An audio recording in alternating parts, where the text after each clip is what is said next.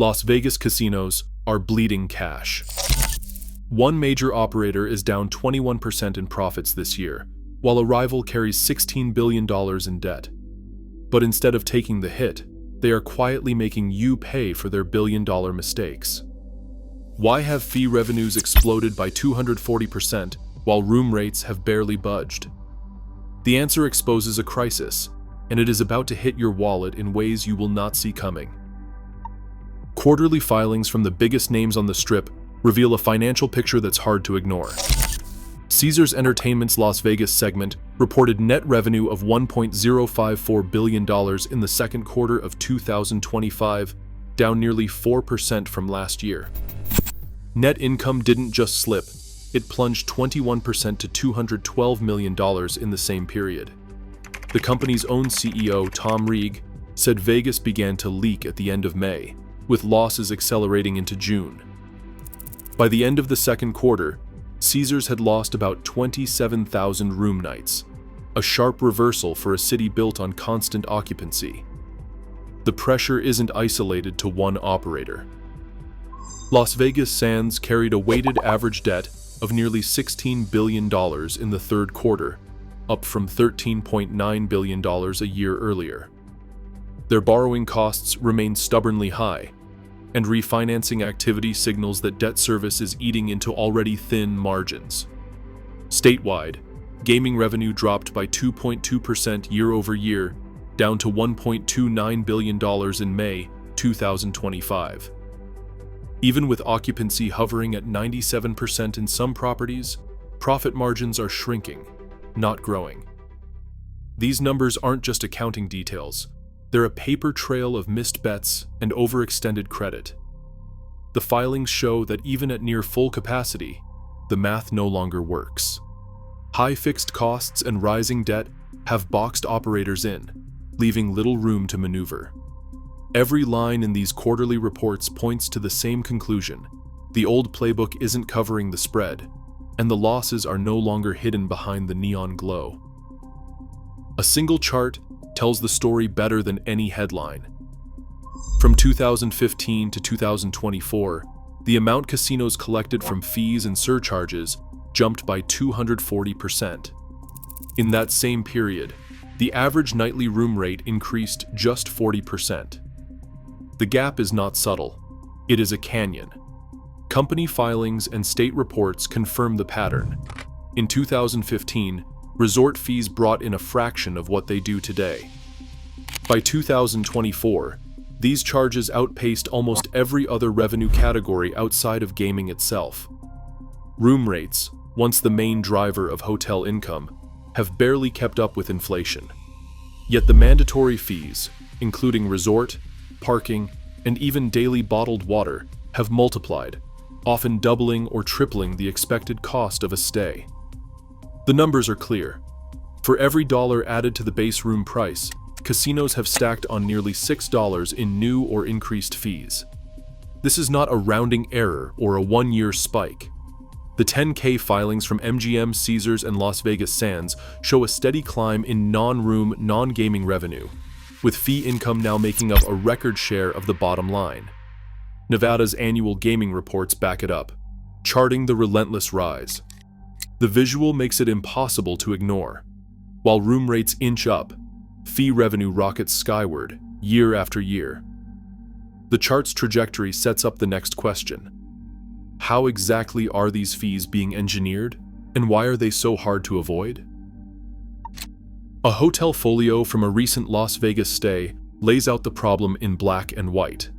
The guest booked a room for $89 a night, expecting a quick getaway. By the time checkout rolled around, the final bill had soared to $262. The numbers do not lie. The base rate, so prominently advertised, is just the beginning. Taxes add $25. Then comes the mandatory resort fee, $45 per night, plus another $6 in resort fee tax. But the surprises keep coming. Parking, once free almost everywhere on the Strip, now costs $23 a day, whether you use valet or self-park. Need cash for the tables? The casino ATM charges $13.95 per withdrawal, and your own bank may tack on its own fee too. The breakdown is relentless. A bottle of water from the minibar appears as an $8 charge. A cup of coffee from the lobby cafe shows up at $9. Even printing a boarding pass can cost $7 at the business center. Each line on the folio tells the same story. The advertised price is only a fraction of what you will actually pay. The total grows with every small decision, and by the end of a 2-night stay, the guest is out nearly 3 times the original booking cost. The folio does not just list expenses. It is a record of how Vegas operators have shifted the burden, line by line, onto everyday visitors.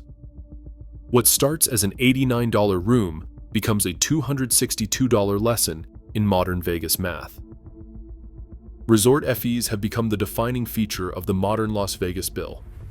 Nearly every major strip property now charges between $30 and $55 per night, plus tax, regardless of whether guests use the amenities these fees supposedly cover. Wi-Fi, gym access, and local calls are bundled into the charge, but the reality is that most visitors have little say in the matter.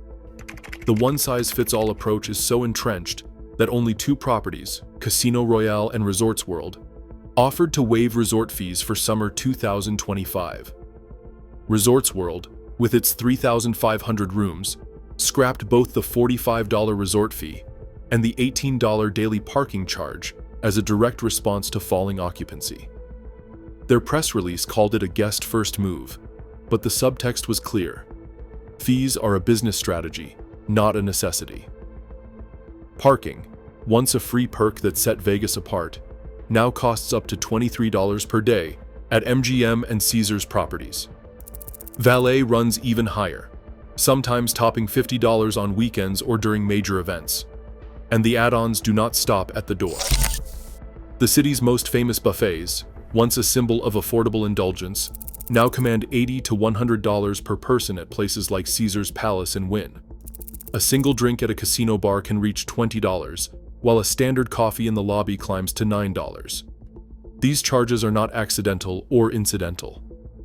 They are the product of deliberate corporate policy, designed to shift revenue away from easily compared room rates and into less transparent categories.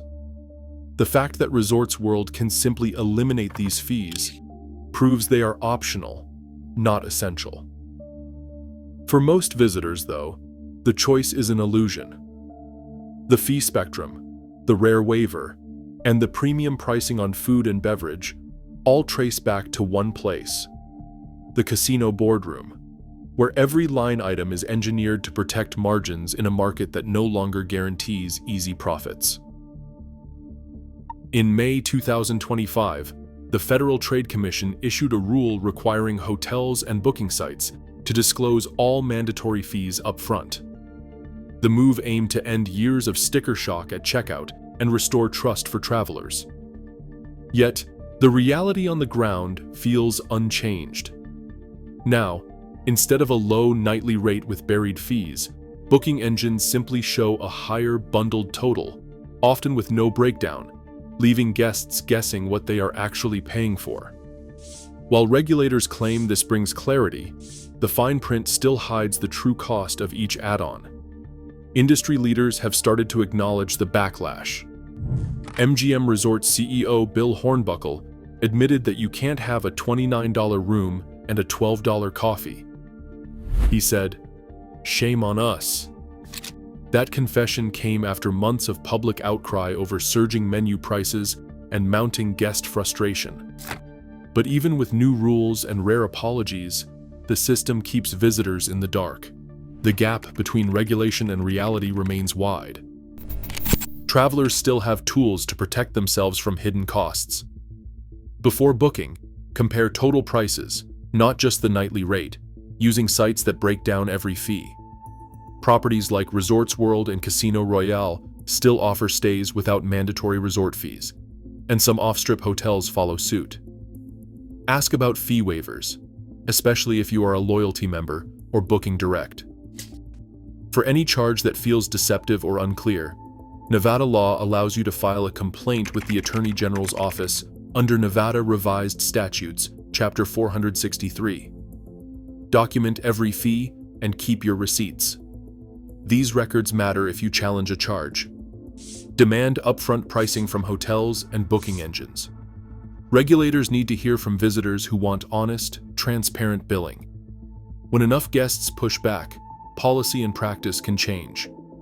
The next time you plan a Vegas trip, let your wallet and your voice make the rules clear. Every new fee isn't just a line on your bill. It's a warning about who bears the cost when billion-dollar bets go wrong. As Vegas shifts its risks onto visitors, the real gamble is trust. In the end, your wallet is the house's safest bet. Share your thoughts below.